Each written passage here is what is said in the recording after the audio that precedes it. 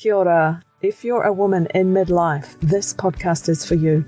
Get ready to embark on a transformative journey where we tackle self-doubt, people-pleasing, imposter syndrome, and overwhelm.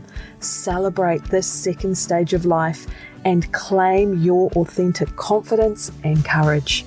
Midlife is not a time to settle. It's a time to unleash your purpose into the world. Make an impact done your way without compromising your own well-being. I'm Megan Kerr, mindset coach, former psychosynthesis counsellor and craniosacral therapist. Are you ready? Let's begin. Hey, welcome to the podcast. This week we are doing an MVP, so most valuable podcast, while we're on our summer break in New Zealand, and the fabulous practitioner that I've brought back for this MVP episode is Nicola Douglas. Nicola is a women's health acupuncturist and traditional Chinese medicine practitioner, and she specializes in helping women at all stages of life, and she has a special passion for helping women on their perimenopause and menopause journey. Nicola focuses on natural remedies, including acupuncture, that help to minimize symptoms, to raise your level of health and vitality through this perimenopausal journey. And her approach is really well educated. She has such a deep level of experience of working with women, and she's a really down-to-earth, approachable person. You will hear at the start of the podcast chat, we actually spent quite a bit of time chatting before I started in with her on the more specific questions. So she doesn't actually introduce herself until about 9 minutes into the chat, because I was just kind of asking her the questions that I wanted to know, that I wanted answered, and she's so obliging and has this incredibly practical, wise, and well-resourced approach. I think you will find this episode really, really helpful if you're just starting on your perimenopause journey, if you're noticing some of those physical symptoms arising, then this is the episode for you. Or, I'm going to say it, if you're in your early 40s and you're not noticing any perimenopausal symptoms yet, then I think this episode is a really, really good, helpful preparation.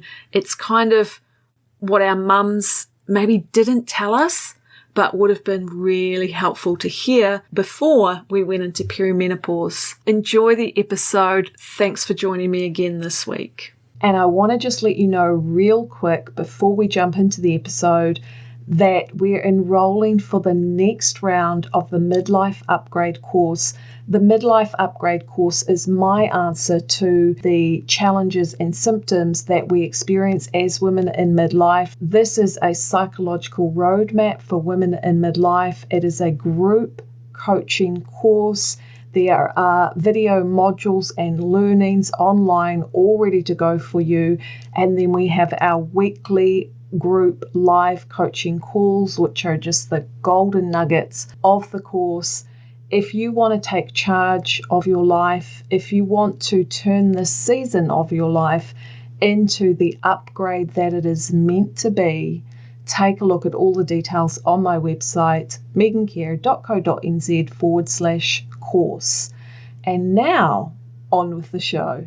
Hey, before we start, what do you reckon is the top 3 main challenges women go through in perimenopause?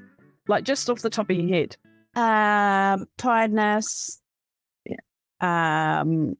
sense a loss of self, and probably other things like just insomnia and just that whole change in the body.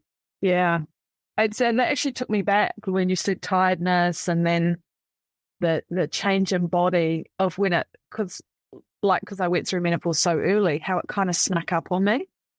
And you think you're just tired, and you think oh, why am I putting on weight in a different way to how I used to? And then it's shit. It took ages for me to figure it out. or for someone to tell me. Well, that's right. So I was thinking about that this morning, and that like it does sneak up on you until then you realize you are really in the mud. I didn't realize that it was this. Exactly. And then you've got that work to do, that quite intensive work to do to pull yourself out of it. Yeah. Because you've dropped, well, not dropped, but because those symptoms have become quite intense. Yeah. Now they're so big, you're so tired, you're so lethargic and are so off the track that, you're beyond helping yourself. That's right. And that's when you need that intervention, right? That's such an important piece, because it does get to a stage where it's beyond you being able to Google things, look up things, talk to friends and help yourself. It's like you actually need an expert to help you intervene and create some change starting to happen. Yeah, you need that structure and that tell me what to do instead, because then you're not grasping at everything. Yeah. And everything, because, your friends say, oh, you should take this or you should try this. It looks amazing for me. And so, it might not work for you. And you end up with like this whole array of shit that is like blowing your mind and doing nothing. A gazillion things, right? And you're busy trying to intermittent fast and do all this cardio shit and all this stuff that is just digging you. There's nothing wrong with cardio, but at certain times of our life, it's not ideal. You're intensive cardio. You're digging yourself into this freaking hole. That's so right. I had a client the other day and she said, seriously, I have never eaten so well. I've never looked after myself so well and I feel like shit. She said she'd started intermittent fasting. She'd she dropped dairy and started doing oat milk and coffee. And I was like, you need to go back doing what you were doing. She was eating 5 meals a day. It was 5 meals a day and exercising a lot more. And she was like a superwoman. And then she tried and she just hit the bottom. She tried to do that collective wisdom, which is what we're told by our friends, which is not necessarily the right thing to do, right? When you're going through perimenopause. No, it's what suits you, what suits your body, what works for you. Take notice. Yeah. So while we're on that topic, what do you think about intermittent fasting? I know, well, but first of all, from a TCM, traditional Chinese medicine perspective, but then secondly, through perimenopausal time, what's your take on that? Well, in TCM, it's definitely a no-no because we're supposed to eat earlier in the morning because we have this cycle of when our organs are peaking and so we can digest better earlier in the morning. We're supposed to have a poo earlier in the morning. So TCMs are quite rigid about that, about three meals a day. Intermittent fasting, I find, can be good for some people, especially overweight PCOS people for a little bit. But generally, I say to people, I don't know how you do it. I'm so hungry and I don't think you should let your body be hungry. Right. And is that a TCM perspective as well? That you shouldn't let your body be hungry? Yeah, because it needs to be nourished. We need to feel nourished because we are always, with the things we're talking about that we should do in inverted commas, you're just ripping yourself off from the joy of life as well. Oh my God, yes. I think you summed up perimenopause for me and for a lot of women. And what was it that you said that your client said? It was something like, I've never eaten so well in my life and I feel like shit. I mean, isn't that the chapter title for perimenopause? Yeah. And so that sort of brings me on to okay, if you're feeling so shit, why are you feeling so shit? And you go to the doctor and the doctor will say, because you're by this time pretty tired, right? You're pretty stressed out. And the doctor will say, here's some antidepressants. It happens a lot. And they haven't really checked any bloods. So I love sending people off to the GP to get their bloods done. Because women, like in TCM, we're made up of blood. We are yin, as women are more yin as opposed to yang. And so blood is our essential basis. I see so many people who are iron deficient and anemic, and it's really hard to cope when you're that tired, because the parameters of what's acceptable in numbers is 20 to 250, and so that's your iron stores. I mean, that's a huge range. Yeah. And if you're at 21 as opposed to 100, well, that's still pretty low. I don't know any woman who functions well down in the 20s, let alone single digits. And I see women in the single digits a lot. Seriously? Yeah. Bloody hell. Yeah. They're tired, they've got brain fog, they can't sleep. And the doctor thinks they're depressed, and their bloods come back in like normal because they're in this very low range, and they're not offered anything because they're normal. Yeah. But that's the problem, right, is that often around that sort of range, that it kind of comes into that binary thing. It's like, well, if you're in the range, you're normal, it's fine. If you're outside of the range, we need to do something about it. But actually, there's, like you said, there's a massive spectrum in there. The spectrum is too big, and women do not function well with low iron. And another thing that happens around perimenopause and with after having babies and with menopause is the thyroid can get out of whack as well. So that's another really important thing to tick off. Is my thyroid functioning well? God damn, everything you're talking about is so familiar for me in my journey. They're so alike. I love treating women who come in with like perimenopausal stuff. They don't necessarily like label it that. Yeah. It's like, I know you. You're me. Come, sit down. You're me. Hey, let's introduce you, hey? So welcome to the podcast, Nicola Douglas. I thought I'd just jump on in because we've got so much to share. But can you introduce yourself, please? Aside from being one of my besties and one of my go-to people, what else is important about you that people need to know? So I'm 48, so I'm in the dark depths of perimenopause myself. You're right there. I'm in there. I'm an acupuncturist. Before I was an acupuncturist, I was a nurse. So like I can come from, a TCM point of view and a more of a Western medicine point of view. And I love marrying those together. I'm the co-founder of Tahi here, where we've got like a great bunch of women who, come together and have the same interest and passion for treating women as well. I love working with women. I've got 4 kids, so yeah, I'm quite busy. And quite busy.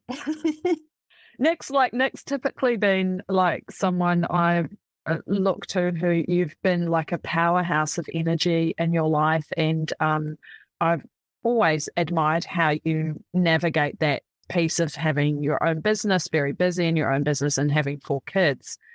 And so then for you going through this perimenopausal phase, what's changed for you? Like what's been coming up? Oh, shit. I had to find the stillness. I had to find the space within because, like you said, I was go, go, go all the time. And it got too much. And I can't sustain this any longer. And actually, I don't want to sustain this any longer. And there was always this, like, if I slowed down, it was boring.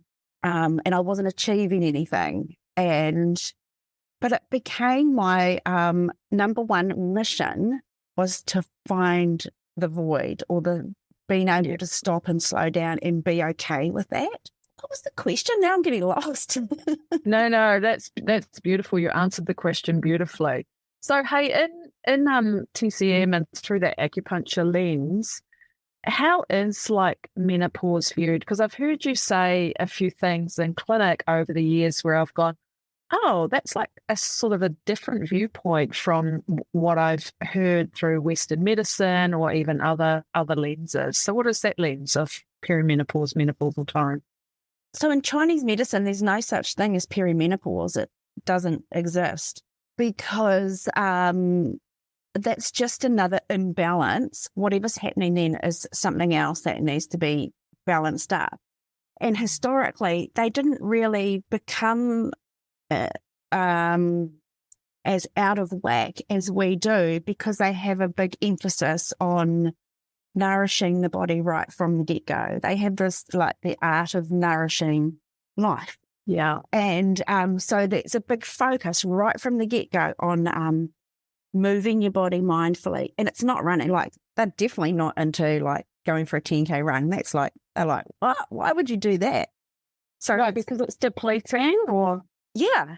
Right. It's too much for the body, but there's got to be mindful movement. You've got to keep the body moving, mindful of what's going in your body. What is the food that's working for you? Does it nourish you? Sleep. Are you getting enough sleep? Like, we can only make hormones when we're asleep. Our bodies can only reset, rebalance and rewire when we're sleeping, and we're not sleeping enough. Hey man, that's so bloody cruel though, isn't it? Because if we can only make, hey woman, if we can only make hormones when we sleep, and when we're in perimenopause, sleep is so disrupted. So many women are like, oh yeah, I'm awake at 2 a.m, 4 a.m, I don't go back to sleep. So then you get caught into this vicious cycle. You're in the cycle. It's hard to get out. And in TCM, a lot of those sleep disturbances do come from a blood deficiency. So that's why I'm always on about the blood. What does that mean? Like blood deficiency? I don't get that. Blood deficiency is that nourishing, cooling aspect of the body. And it's not necessarily that you're anemic. It might not show up on the bloods. Often it does. Like 95% of the time it does. But there's these other women who present with blood deficiency and their bloods are normal, but they've got every symptom of it. Like, they've got dry skin, it's itchy, their hair is dry, their eyes are sore and itchy. And blood has got to get out and nourish the skin. Nourish the whole body, nourish the skin, nourish the hair. Yeah. But it also nourishes the heart. So at nighttime, a nice, like, juicy, nourished heart is where the mind comes back in, or the spirit comes back in at nighttime, and it's got this delicious place to rest and switch off. And if there's not enough blood, well, it wanders. We can't sleep. Is that why, like, so typically perimenopausal time and menopause, there's a lot of anxiety? So if you look at... Yeah, for sure, because the heart is not nourished. And we're also generating more heat around this time. Yes, we are. We are. And because as we were younger, all our energy is centered down in our lower belly, right? It's all, when we're young, we are all about nurtured, feeling safe. And so that's all down in the lower abdomen. That's the energetics of it. But as we get older, it's all about reproduction. So all of our energy is down in the reproductive area. Whereas we start swapping that in perimenopause, and it starts coming up to the heart, so that women are now more heart-centered. There's like this invitation to bring all the energy up to the heart, and we live with more wisdom, and we live from our heart. What do we really want to do? What do we really want to say? So the opposite of that is, like, we can fight it. And if we fight it, we're fighting the changes. We don't like what's going on. We stagnate more energy. It becomes more stuck, and we create more heat, more hot flushes, more anxiety, more angst within ourselves. So I think we have to be more aware that what's going on is not a disease. It's natural. And we have to allow the body to make those changes and support the body in making those changes, so that we can bring this energy out of the lower body and up into our heart and, like, radiate. Oh, wow, that's super interesting. I haven't thought about it from that perspective. But as you were talking, I was kind of like, well, if that's like the energetic sort of process that's happening, then it is going to stimulate unintegrated traumas or life experiences. Do you see that in clinic? Oh, and like this time of life is when it all comes up. Our body is like a filing cabinet for all our trauma, for all our big traumas, for all our little traumas, like the trauma even of having an argument with someone. But, you know, when you've got little kids and you're on the go all the time and you're trying to put on a happy face, there's no time to process every interaction that we have with people or with ourselves, and we file it. And in Chinese medicine, it's all, we believe it's filed away nicely. It can be filed in blood vessels, in the joints. Later on, I find, especially at perimenopause, it all starts, but the filing cabinet is now bursting open. We need to do some rejigging. And it's an invitation. You can empty your filing cabinet and upgrade into using a computer. Or you can just store it on the cloud, baby. Store it on the cloud. Look, you can decide what you want to do with it. Some women, they are just, it's just like, I just want my symptoms to go away. I am going to carry on with how I live because I don't want things to change. It can be a bit scary. Other women come into it full-heartedly and I'm changing up my life. Yeah. And they can find a smooth way through it because you're willing to make changes. You're willing to maybe look at the trauma, look at the past. How has it affected you? Just being with all of that and accepting all of that helps ease through it. It doesn't have to be really fucking hard and horrible, I promise. It's really, I think that's such a key piece at that time of perimenopause. And I'm 52, but I went into menopause very early. So I'm kind of out the other side now, but it's definitely an invitation, right, to change things up. Yeah. It's really interesting around that energetics of rising up from the lower pelvic area, from maybe the sacral and the root chakra, moving up into the heart. That's interesting from a chakra perspective, right? Because it has to rise up through the solar plexus, power center. And this is where we've suppressed so much of ourselves because we're so conditioned to people please. We don't have clear boundaries. That hasn't been accepted. There's so much of this stuff that gets to be revisited or visited maybe for the first time when you're in perimenopause in terms of, well, how do I want to live the rest of my life? Yeah. Yeah. Yeah. Hey, so super interesting. In terms of treatment, so I really do like that idea of, getting that support and getting that intervention early. And that's something I didn't do because I didn't actually know I was in perimenopause. I was just bloody tired, bloody frustrated. That was one of the first, when I look back now, symptoms. I was like, why do I get so angry now? I haven't felt angry like this since I was a kid, feeling like I was flying off the handle. But so what are the treatments, how do you approach it? How do I approach it? Well, a lot of have we got a day? Oh, we've got a day. It's look, the first step is just showing up to whoever you want to show up to and say, can you help me? And I love acupuncture for all of this because it's a whole mind, body, spirit treatment, which is super important at this time. And women are they are loving the wholeness of it, the whole aspect. There's a lot of talking involved with me because you are unpacking, and the talking it almost sets up the treatment, of where you want to go on the day. Yeah. It is like opening up the filing cabinet and speaking with the body around what's important today. Is it the hot flashes that they really need to go away? Is it you really need sleep? Let's just work on sleep. And then later on down the line, it's like, what's coming up emotionally now?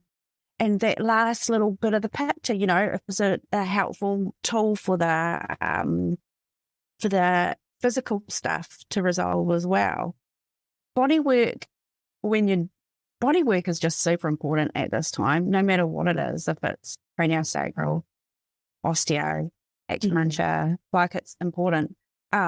Chinese herbs are really amazing at this time because, again, they're working on every aspect of the body, the mind, body, spirit. You know, we can nourish the blood, we can clear heat, we can calm the mind all at the same time with Chinese herbs. But you wouldn't, but you wouldn't go like just go and sort yourself out with that, right? Because it's very specialised.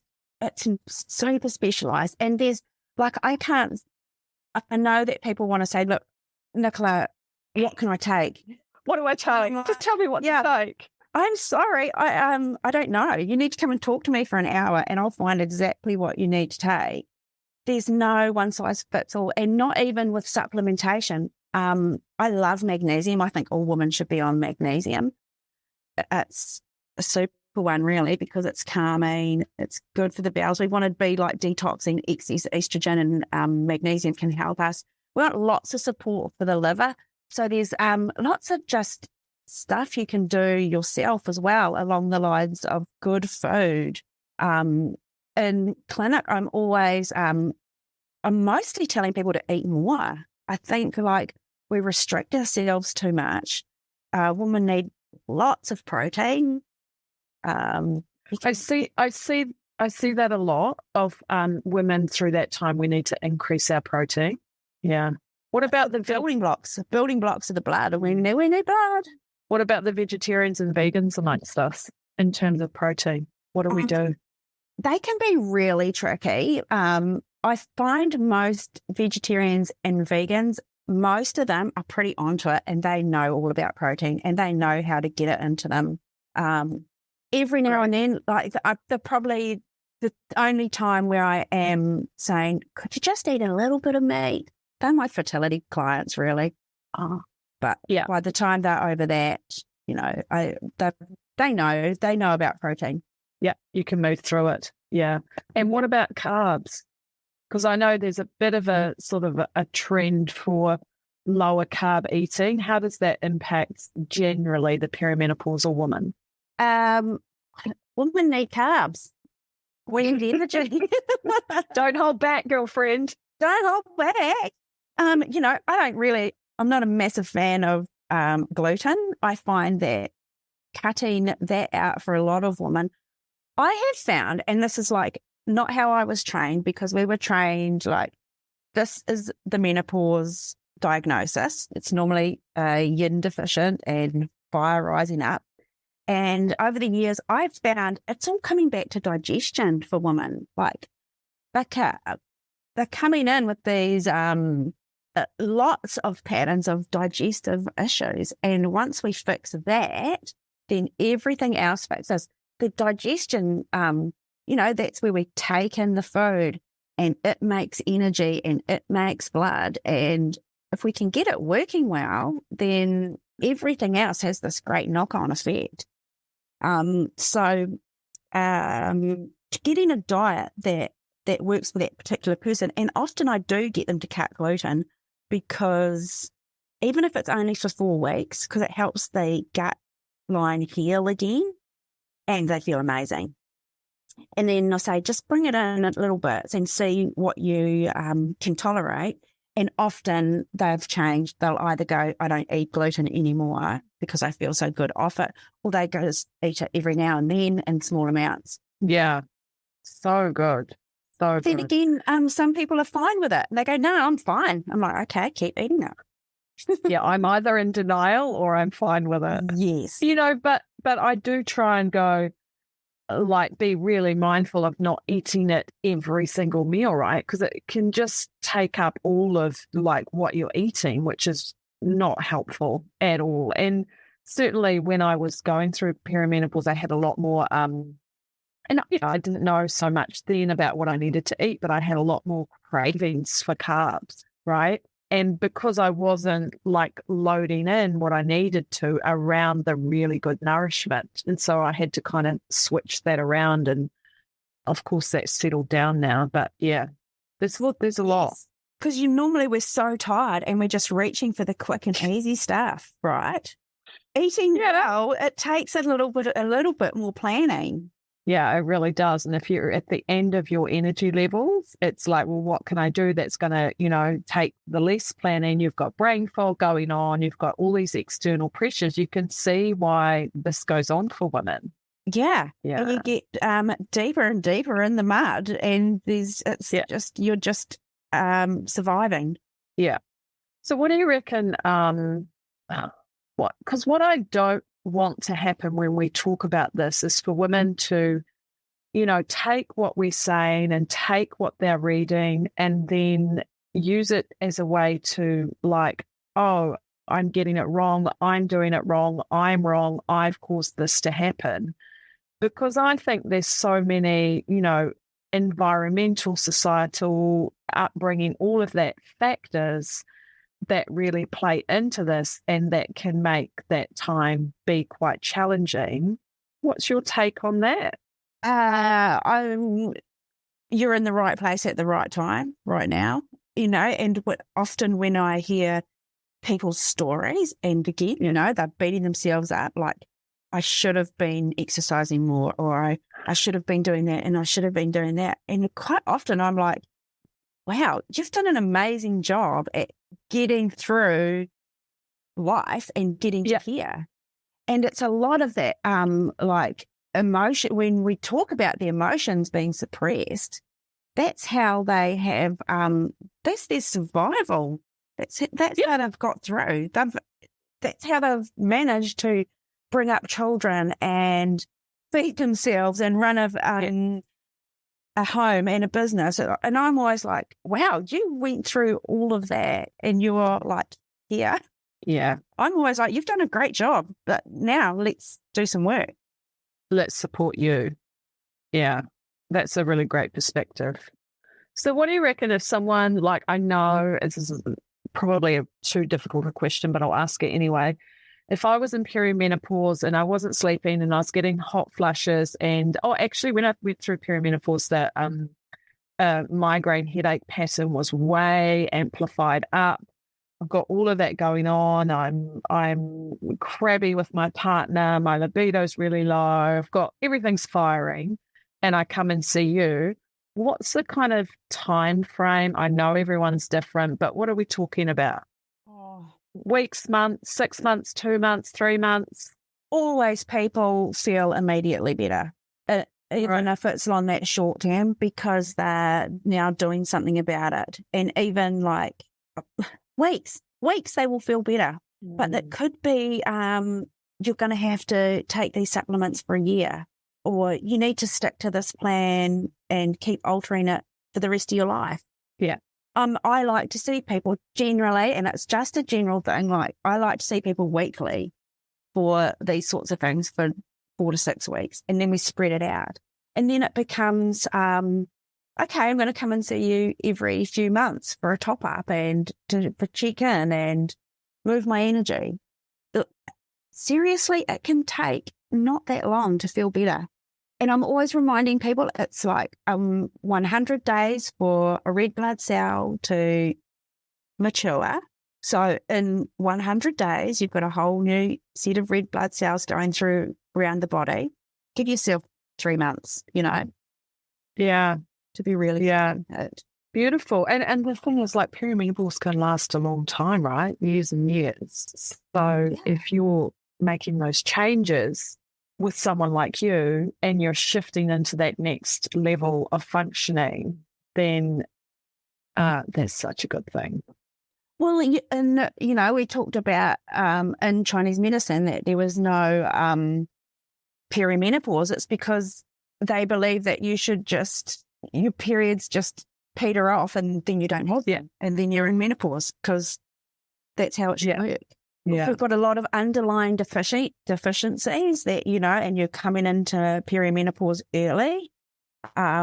Often those people are like either poor functioning thyroid, or they've had a really terrible recovery after births as well. That's really taxing on the body. And I think women after we have babies are not looking after ourselves as well as we could. We're not staying home and eating really nourishing foods. We are up washing the dishes, doing the laundry straight away. We're not being looked after. I remember that when I had my second kid, and I was really doing a lot of Qigong then, and the Qigong teacher was, they had this thing of, I don't know what it's called. What is it, the golden month or something? Golden month, yes, yeah. Yeah, like you don't leave the house for 2 weeks after you have the child. You're like 4 weeks. Oh, well, they must have diluted it for, I can only remember it being 2 weeks. That was enough. But it was like you're really focusing on this resting as much as you can. Yeah. Yeah. So traditionally they would have like the mum move in, or the mother moves in, and your only job is basically to breastfeed your baby. Like, you do nothing. Yeah, and we don't have that now, right? And so it's not like we're choosing to not look after ourselves. It's like, actually our society's not set up to support us to do it in that way. Yeah, there is not that support, and it takes a lot of it takes a longer time for a woman to recover. And sometimes, 20 years later, they'll come in, they go, I haven't felt the same since my second child. Like, I know, you're tired. You never got it back. Yeah, exactly. It's so bullshit, isn't it? Because it's like we go through that. There's all that sort of, I think of it as deficiency in our environment. So then we're having to go back to being really, really active too early. And then you come into perimenopause and you find out, oh, there's actually this sort of chronic deficiency or fatigue in my system. And that's really amplifying these symptoms for me. That was my experience. Anyway, I reckon I went into perimenopause after I had my second kid. So I was 30, was I 38, 37? I don't know. But from then, I started to have really light symptoms, and then it was all, and then it started building. Yeah. I don't think I recovered. Yeah. And it catches up. But then again, like when it catches up to you, I'm always excited when people turn up. So I'm like, yes. So.